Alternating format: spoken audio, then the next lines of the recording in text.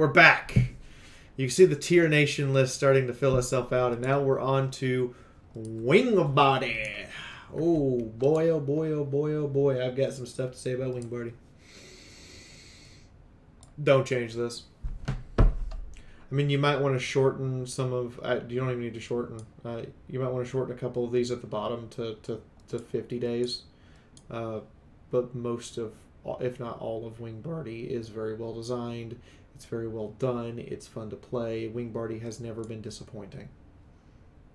There, I said it. Wingbody has never been a disappointment for me.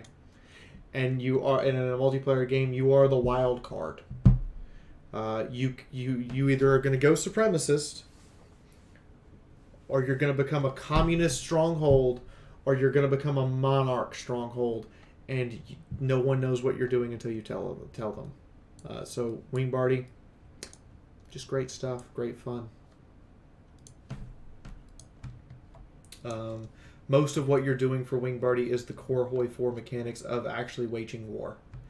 So Wingbody, yeah, S tier, straight up. If you're gonna have to, if you're afraid to pick a major because you're new to the game or because you're afraid you'll screw it up, pick Wingbody, because it's really hard to screw up Wingbody. They're already mostly fucked anyway, but it's really hard to screw that up, and it's really hard to not just have fun with Wingbody.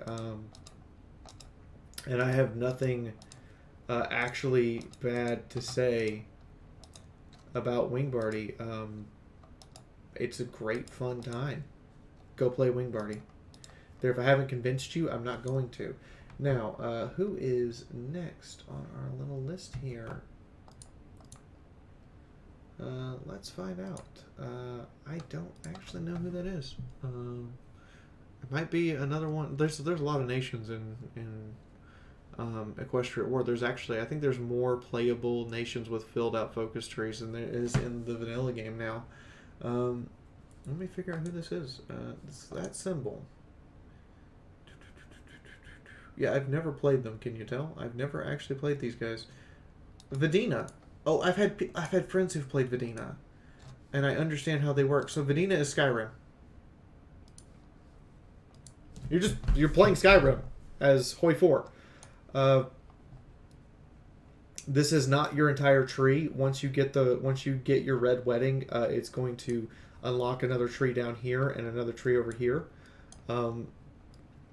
It's fun. They have this whole chivalry mechanic that you have to do event decisions on. It is legitimately a fun time.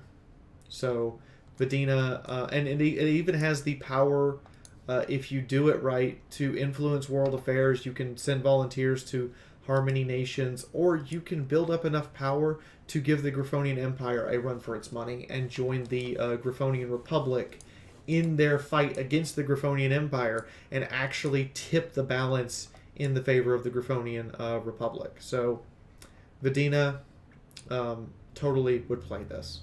If I was given choices and I wasn't given choices of my usual nations, I'd play Vidina.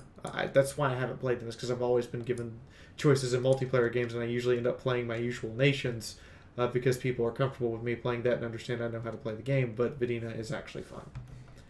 So Vidina is going to be up here in the S tier rank as far as I'm concerned. Okay, I have another one here.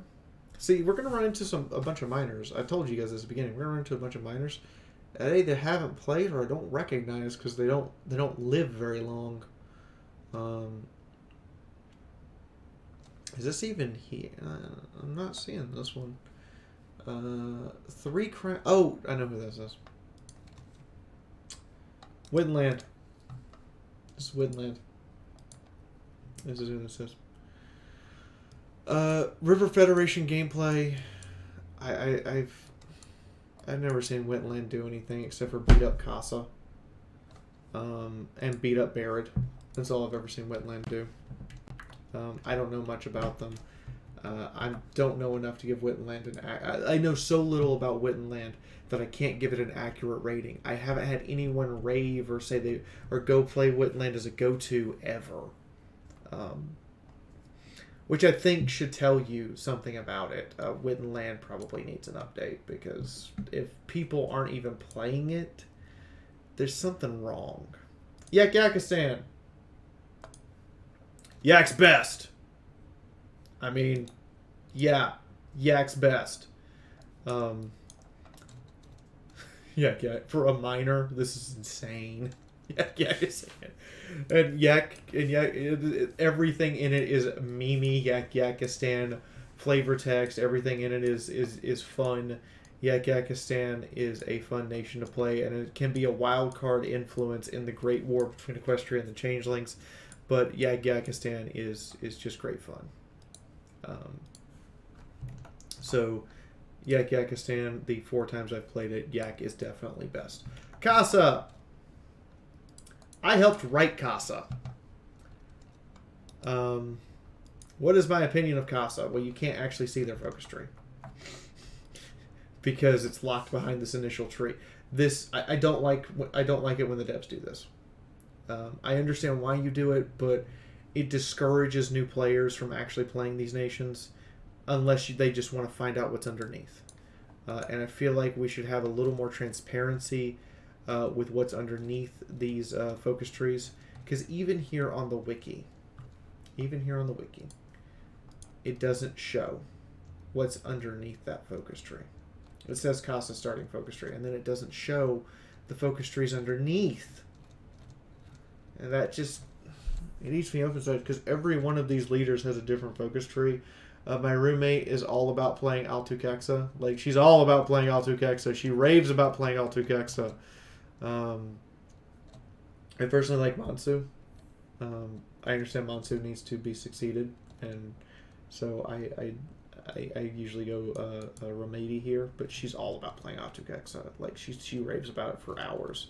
If I say Altukexa and Cinder hears me, she'll come running in here and just say, "Did you say Altukexa?" And I'll be like, but yeah, Casa's good. It needs some tweaks here and there, but Casa is good. I do like Casa. Okay, next nation. We do have some majors here left, just so you guys are aware. We have the River Republic over here to still do. And we have, I believe that's Stalingrad that has to get done. I guess there's stuff to say about that one. But let's go back out here. And let's figure out who owns this flag. You can tell. When I haven't played someone, you can tell because of Lake City. Lake City is what I would call the long players game. It's one of the reasons why I haven't played them. It's a really long focus tree. Almost all of your focuses are 70 days. You have the River Republic focuses to do, so you can become leader of the River Federation. You're a landlocked nation who can actually get a navy.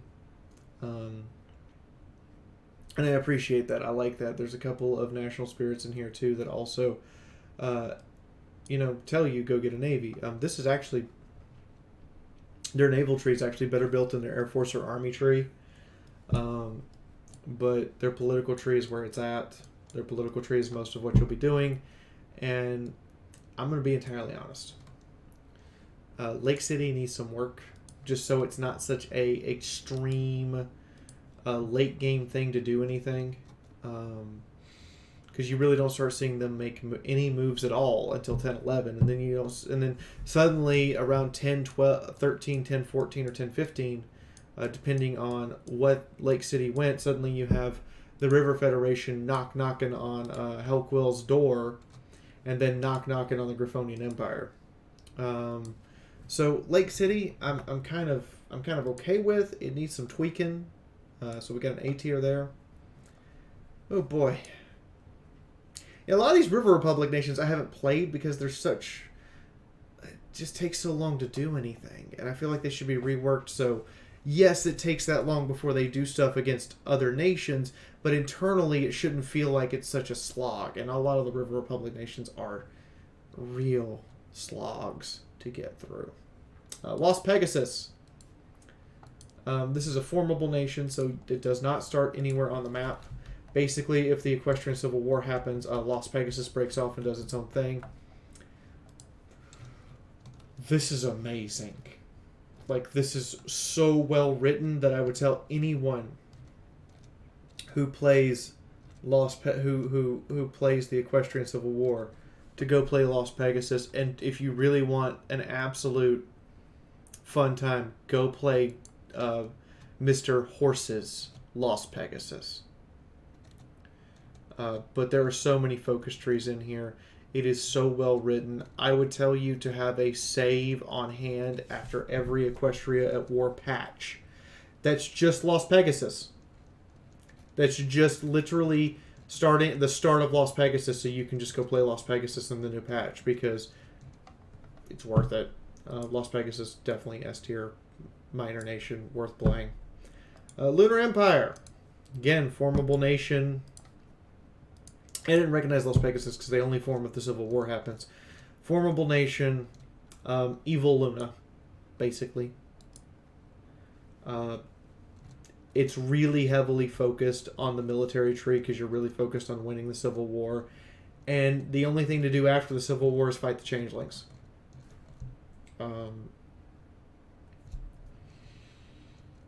Which is the sad part. Like, this feels like there should be more to this, and there's not. There's not more to this. After the Civil War, you're basically mostly done, except for you reunite Equestria and fight the changelings. That's all you do. And then you take over the rest of Aquas. But it feels like there should be more to that. There should be some politics involved with suddenly Nightmare Moon owns everything, or Princess Luna owns everything. There really should be some more politicking involved than just reuniting Equus. So it's good. It needs some tweaking. I have no idea. Oh, Manhattan Protectorate. That's another formable nation. And its focus tree and its story and its politics and everything is fucking great. Because you're basically oppressing Equestria. Your job is to oppress Equestria. And it plays out really well, and its mechanics are really well thought out. Someone put some real time and effort and work into this. I was really hoping, and there's a way to make yourself independent from the Changeling Empire and actually fight the Changeling Empire and oust Chrysalis. What I was really hoping for with them that's not here that could use some tweaking, there needs to be a direct route to sympathize with the ponies and form the Equestrian Liberation Front with their leader. I want to make sure I get her name right. There needs to be a way to form the Equestrian Liberation Front that's obvious, with Lilac as co-leader with Trixie and Starlight, where you basically take Lilac and you're trying to put her on the throne. So, needs some tweaking, but Manhattan Protectorate's really fun to play. This is a pony nation. I know that. I can't think of who the hell it is. I know it's not a formable one. That's bad, isn't it? I know this is a pony nation. Nimbasa. Not even a pony nation, are you? You think you're a deer nation. No, you're a pony nation. You're Sparta. Okay, so we're going to go to Nimbasa. After the reworks, I would rate Nimbasa as the most fun Riverlands nation to play, because you're one of the few nations that can turn the Riverlands into supremacist. I, however, would not want to play them. Just because, I mean, you're playing Pony Sparta. That's my issue. And the other issue here is the total lack of a individualized Navy, Air Force, or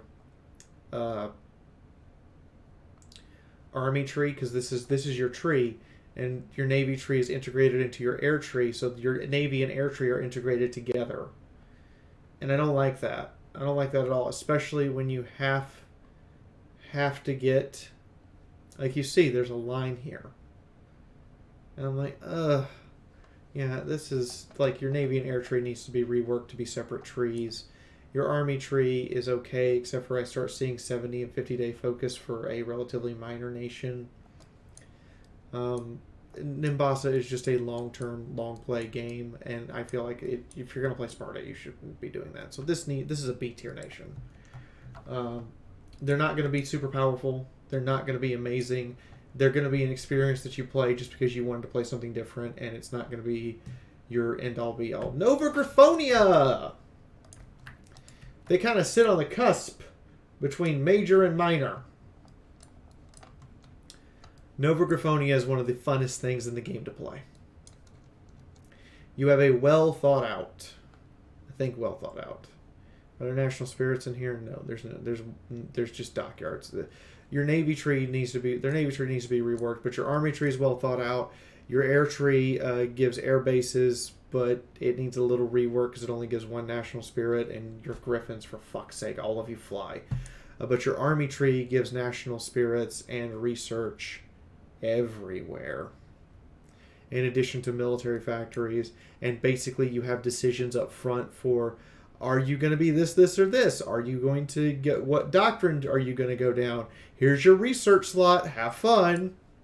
And then you have a well thought out political tree that has a lot of decisions to go through before you get through your political tree. And then you have you have other political trees besides going a new era. You can have a supremacist coup. And then the supremacist can coup the supremacist in two different ways. And your economic tree, my biggest problem with it is the 70-day focus thing. Shouldn't be 70 days because Nova Griffonia turns into a really late blooming nation because of the 70 focuses. And they should be a seriously, like, Nova Griffonia doesn't really start blooming until 10-12 and doesn't actually hit its stride until 10-14. And you got to hope the Equestrians either hold off the changelings or win the war so you can actually do what you want to do if you decide to go anything except for Harmacist. But Nova Griffonia is one of the more fun nations to play. I feel like it's A tier. Solid A tier. Needs some tweaking, but other than that, solid A tier. Hellquill! Hellquill. I don't need to say anything. Hellquill. That's all I need to say. You know what this is about. You know what's going on. You know when you want to play Genocidal Maniacs. Hellquill. S tier. Moving on. Our Town. F tier.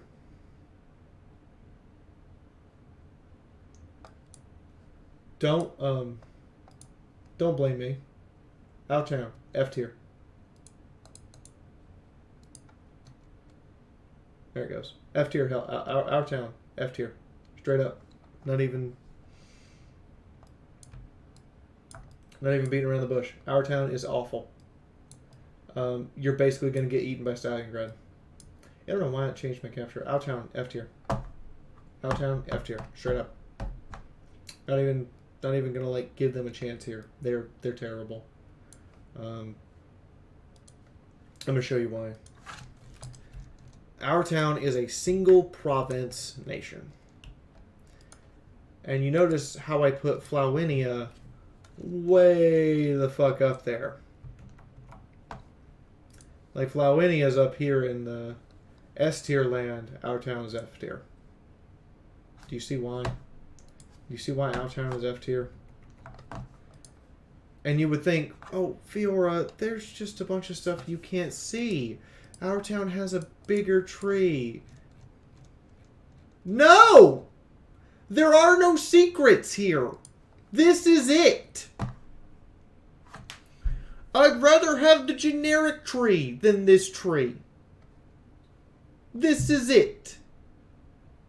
You can't even get continuous focuses. Our Town. Straight up. F tier. Rework that shit. Redo the whole thing. Ponyhina. Asia Riverlands. This feels like a theme with the Riverlands. It's B tier at best. It really is B tier. This is your navy tree. You start with a coastline. This is your navy tree. This is your air tree. Your army tree is meh, I'm gonna say. Your political, like, This was clearly not a Riverlands Republic, Riverlands nation meant to take over the Riverlands. It's clearly there to always be supportive and eventually get absorbed. There are no hidden trees. There's one ruler. She's right here. That's it. I would never play this nation, and until it gets a rework. So F tier again, not even B tier, F tier, because it's just boring. Freetown of Griffiths, on the other hand, Freetown of Griffiths. No, that's not the Freetown of Griffiths. Who the hell is that? It's not Viking Deer. Who is that? Oh, Lucy. This is Lucy. Lucy. This, on the other hand, this is actually fun to play. This is actually a good time. You can befriend Prywind and become a puppet of Prywind intentionally, or you can fight Prywind, or you can befriend Broadfield, or you can fight them. There's always this this seeming like pressure with this nation, with how it plays and its play style. Lucy always has this pressure that's pushing down on you to keep going, keep doing things, keep moving, scramble, scramble, scramble. Their army and air tree need reworks, but their political tree is absolutely solid and is wonderful to play. It's a wonderful roleplay experience. It's also an excellent multiplayer support nation if you want to play a support nation. So Lucy is definitely up there on the B tier nations. It needs some reworks, but it's great. Asterion, the Minotaurs. I am enthused and disappointed with the Minotaurs at the same time. You're a nation of islands. You're a nation of islands. Look at you have overland connections, but you're actually just a series of islands. And to capitulate them, I do have to naval invade. Because you notice this doesn't have an overland connection. I have to naval invade to capitulate them because of all of these islands down here and this island up here have enough victory points that if you want to beat up the Minotaurs, you have to naval invade, right? Yeah, you do. Their navy is half integrated into their army. And their naval tree gives one national spirit. And some dockyards. 2 dockyards. For someone who is a major contender for being able... A player-run Asterion is a major contender for being able to own this entire region of Griffonia. You are a major contender for even giving Wingbardy a run for their money and killing them. Even a non-player Asterion is capable of giving Wingbardy a run for their money and killing them. And for someone who can be supremacist, communist, non-aligned, or harmicist, there's no non-aligned path here. You can protect Casa, for fuck's sake. But at the end of the day, they're disappointing. As a island-based nation, you should have a real emphasis. Like Hawkland, you should have a real heavy, big naval tree. And it's research. It's all research except for the last part is not research. There should be a couple more national spirits in here. They should be going to look at England's navy tree from the vanilla game and get some more inspiration here. You should also have a bigger emphasis on Air Force than you do here, and you don't. You don't even have like your political tree does help you out with your army, but it doesn't help you out with your air or navy, which makes us even more disappointing. So Asterion is, I think at best, Asterion is C. It's adequate. It just needs a big update. The Riverlands. If you want to go play River Republic, go play River Republic. I'm not going to go over the Riverlands. It's been done to death by other people who've played them. I don't find them particularly enjoyable. This, I believe, is not a formable. It's also not Skynavia, because that's the one next to it. Who is this? Skyfall. Skyfall is an enjoyable nation. It has a variety of things you can go do as far as politics are concerned. You're going to start with a big navy. I think there's this most of Skyfall's tree here. I think is hidden because I don't think this is their actual tree. I think there's hidden. It's hidden behind long term. Yeah, it's hidden. See, this is the tree that we can't see right now. But it's hidden. There's non-harmonic, non-aligned harmony or communism, your choice. It has a massive emphasis on navy and trade decisions. It has such a big starting navy that it's almost insurmountable to win the naval war. And then they get national spirits and extra dockyards for their navy in addition to all this research. Look at this. They actually get chief of navy stuff. And they get dockyards and national spirits and all this other stuff. And I'm like, you have a better navy than the island nations of Greencliff, Hawkland, Asterion. What the fuck? Like, the only thing you need to do for their navy is cut this national focus out, because it's unnecessary now, with Man the Guns. Cut this to your Air Force and move that in its place, and it would be fine. Like, there would be no other rework to be done here. You get research bonuses for every tier of the Navy. You get a huge event to expand your Navy further. And then you get just tons of extra shipyards. And you get a free spawned battleship. And you get the ability to just produce so many ships. It's ridiculous. Their Navy needs no rework. Their Air Force needs a little rework. But they get a better Navy than Hawkland or Asterion or Greencliff or the island-based nations ever hope to get. They get a better Navy than Equestria. And they're attached to the Griffonian Empire. The fuck? So they need an army and an Air Force rework. And maybe for not their entire tree to be hidden. So I'm going to put them firmly in B. Skynavia.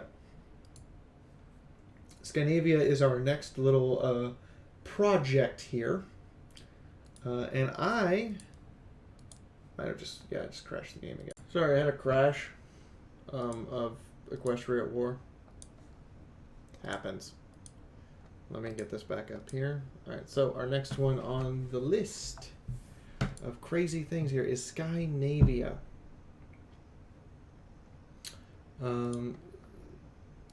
Skynavia is an interestingly weird little nation. I'm going to show you why. Let me get this loaded in. There we go. Got it loaded back in. Skynavia. So the start here, this is what it looks like when you start. So you know this isn't the only focus tree. And I really wish they would show you the rest of the tree. Or at least, give you some idea about what's behind it. And they don't. So we have to go over here to the wiki to show you guys that Stalingrad. I want full list, please. And to go back to the wiki to show you guys what Skynavia here has going for it. I'm genuinely pleasantly surprised by what Skynavia has going for it, though. Pleasantly. This is one of the few that's like, oh, this is actually a pleasant surprise. Let's see here. Skynavia. Social for looking for griffins. Is this Skynavia? Yep, Skynavia.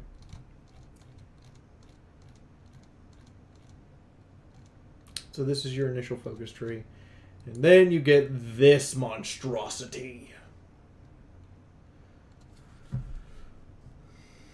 You are literally attempting to put all of Griffonia under communism.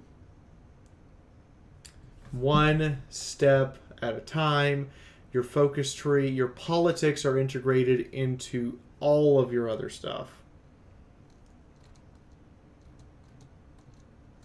And your first enemy is the northern tribes. So Skynavia, the only rework I really see is what happens after you know, need some tweaking. Need okay, but needs a little rework for what happens after you manage to conquer all of Griffonia, just to like, you know, round it out and finish the story. Next one's a formidable nation, the Solar Empire. If you're gonna play Equestria, you're gonna play the Solar Empire. Base Equestria is boring. Solar Empire is fun. So this is your replacement focus tree. Replaces the entire focus tree for Equestria. So whatever you've completed up to that point, and this is important when playing Solar Empire, if you know you're going to play the Solar Empire, you want to get all of these factories you can and go ahead and get your research slots, and that be your focus. Don't worry about the Buffalo shit. Don't worry about the Crystal Empire shit. Crystal Empire can go fuck itself because you're gonna conquer it directly anyway. Don't do anything for Stalingrad. Don't worry about any of this end of a civil war, hold a referendum stuff. You're literally focused. Your laser focus is this section of the tree. Not even the Spitfire and Timberwolf. It's military factories, resources, infrastructure, and all of your research stuff. Because if you have all of this when you become the Solar Empire, you'll be in absolutely the most fantastic shape possible. But the Solar Empire, you get 3 big decisions here. And I'm going to... Okay, I can't really zoom in. You either go, I am the God Empress, I am the Mother Protector of you all, or the Happy Medium. You decide what happens to New Maryland, you decide what happens to the Crystal Empire, you decide what happens to Stalingrad, and you become the supreme, you just go full supreme being. If you play, so it is, Empress Protector, Empress Mother, or God Empress. There's an ascension of Twilight Sparkle to become your new student, where you transform her into I forget what she's called, but you transform her, and you just become, you know, egotistical, insane. But as far as like actual fun when you're playing multiplayer in particular, or just playing Equestria in general, figure out how to become Daybreaker, because this is the actual fun. It's memey as fuck, and it's absolutely fun, and I would absolutely do nothing to change it. Solar Empire S tier all the way. Stalingrad. Last major... Oh, actually, you know what? No, we're going to put Stalingrad at the end. We're going to put Stalingrad at the end, just to make you sit here till the end. Strawberry Dutchery. Strawberry... It's fun. Especially if you oppose the Griffonian. So this is if the Griffonian Empire chooses to go Duchess. If the Griffonian Empire doesn't choose to go Duchess, you get, so you can't use this tree. You have to use this one over here until you reclaim the Regency, and then this tree can open back up. But otherwise, you usually go over here. It's fun to play this. It's fun to gather and attempt to purge the regent and become the regent yourself. And I think, and then you become the regent of the Griffonian Empire. The economy tree is just thought out enough to be useful. Either side of this economy tree that you choose to go. The army tree is, again, it's just thought out enough. It's just enough. It's not too much. It's not too little. It's just enough to be usable. The air tree is awful. So Strawberry Dutchery is an 8. Needs some tweaking, but other than that, it's an 8 tier. We have the Sunstriker clan next. This is an S tier minor, straight up. Even its Navy and Air Force trees feel like a minor nation. Like, you don't get any national spirits for the Navy, and I don't think you get any for the Air Force, which makes it disappointing. You should get a national spirit here or two, just to change it up a little bit, but the Sunstriker clan is a well thought out minor. I would definitely put them in the A tier. Kingdom of Griffinstone. This is always a rude surprise for anyone who's new to Equestria at War. Kingdom of Griffinstone has no tree. This is the generic Griffin tree. It has no tree. There's no secrets to it. There's...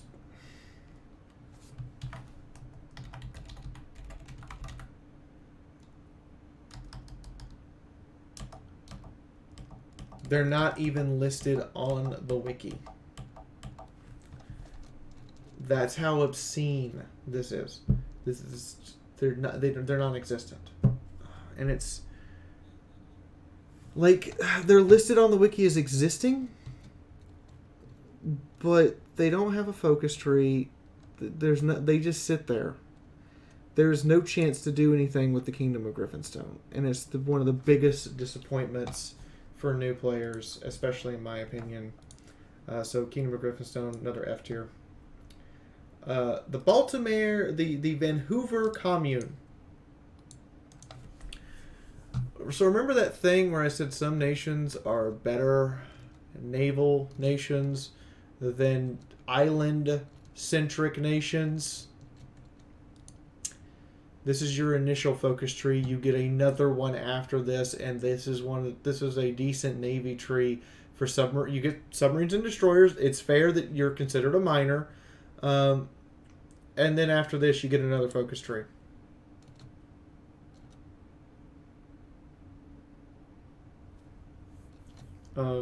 As you become a naval powerhouse as far as actual production rate, on top of the fact that you become a fortress Vancouver against the Changeling Lands, Lunar Empire, the Solar Empire, and Equestria, and Orleania, you just become Fortress Vancouver. It's a really fun thing to do, to just be a thorn in everyone's side and basically be like a no, you can't pass, but you can type of deal. It needs some tweaks, but other than that, it's good. Yale. Yale is one of the most interesting things to play. So the way you become successors to the Griffonian Empire as the Kingdom of Yale is by necromantically resurrecting Grover II.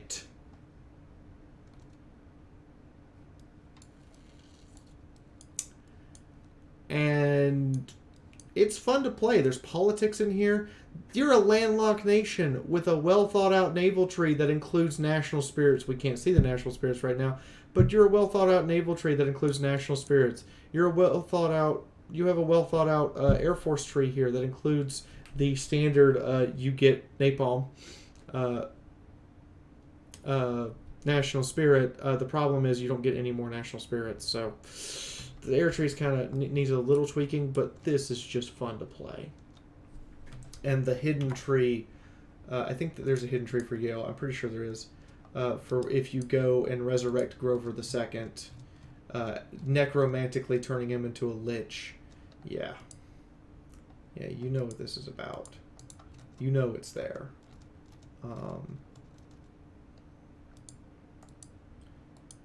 Resurrecting Grover II unlocks a hidden tree, and you can become a new kingdom, Kingdom of Borealis here. But if you scroll down here, you can see the additional leaders. Grover VI can become emperor. Grover II resurrected as a lich. Herald of Borealis, super religious stuff. Yale is one of the funnest, most interesting, and incredibly wild-cardy nations. They need a little work on their Air Force tree, but I'm still going to put them in S tier just because they're one of the best. And the last major, Stalingrad. Very last country, very last major. Stalingrad. Fuck this tree. I have played Stalingrad at least in a dozen long multiplayer games. I've played Stalingrad at least 20 times in single player. Fuck this tree. That's my opinion of it. Fuck this tree. I'm going to show you why. 112-day focuses. Dozens of 70-day focuses. This tree's a nightmare. This is... Like, it's good for what it is and for what Stalingrad does, but the tree itself is a goddamn nightmare. And there's no hidden trees here. There's nothing underneath the veneer. This is what you're playing. There is no option here to go infantry focused. You're gonna build tanks. You're gonna build tanks. You're gonna build tanks. You're gonna build tanks. You're gonna be communist and you're gonna build tanks. That's all you're doing. And you're either going to reunite with Equestria, join Equestria in the All Ponies front against the Changelings, or you're gonna invade Equestria. There's nothing else here. You're gonna be communist. That's what you're doing. And the other part of it is it just sucks because almost every one of these focuses are 70 days. This is such a long game nation, and you'll often find that you're embroiled in either the Great War or in the war to end all wars. Long before you get to this focus, you're already embroiled in it. The AI fucks up the Sinister Path all the time and loses to Nova Griffonia. Unless there's just some lucky chance thing that happens. I've almost never seen the AI beat up Nova Griffonia, except for unless Nova Griffonia has a civil war. Getting these extra resources and getting these extra factories is so painful. And the gameplay of Stalingrad is just boring. You're gonna build tanks. The only decision here as far as your army is, are you building medium tanks or heavy tanks? And you're probably going to do both anyway. There's no... Once you decide your general secretary, you know your path. There's almost no this or that. Especially if you go Sinister, you basically... You do it all. You do it all. Your research slots are buried at the bottom of a barrel, and are hard to get to on the best days because your research slots here. This is your Pioneer organization is one research slot. Your other one's buried down here and requires you to get all of this, which requires you to get all of this. So by the time you get here, it's like really late game. So you're basically spending most of the game with 3 research slots. Your other research slot's actually over here. You're basically spending the game with 3 research slots. You get a 4th one, and then the 5th one doesn't come until a really late game. There's no the nuclear power tech is cool, but it's so buried down there, and you're focused on other stuff, and it's just Stalingrad is a chore to play. It's not a joy. It's not fun. It looks like it would be fun on the surface, but Stalingrad is a chore to play. So, as the last nation we're going to rate here, Stalingrad goes on the F tier. I don't know why it keeps doing that. Stalingrad is F tier. It's bottom of the barrel. Right here with Griffinstone's generic Griffin tree it doesn't even have a tree. Stalingrad's right down here with F. This needs to be reworked so badly. Maybe not necessarily F tier. I think it's F because I'm so tired of playing it. It might be D tier. It might be D. But I would have to play it with fresh eyes and not with the jaded thing of, well, I guess I'll play Stalingrad because somebody needs to play Stalingrad.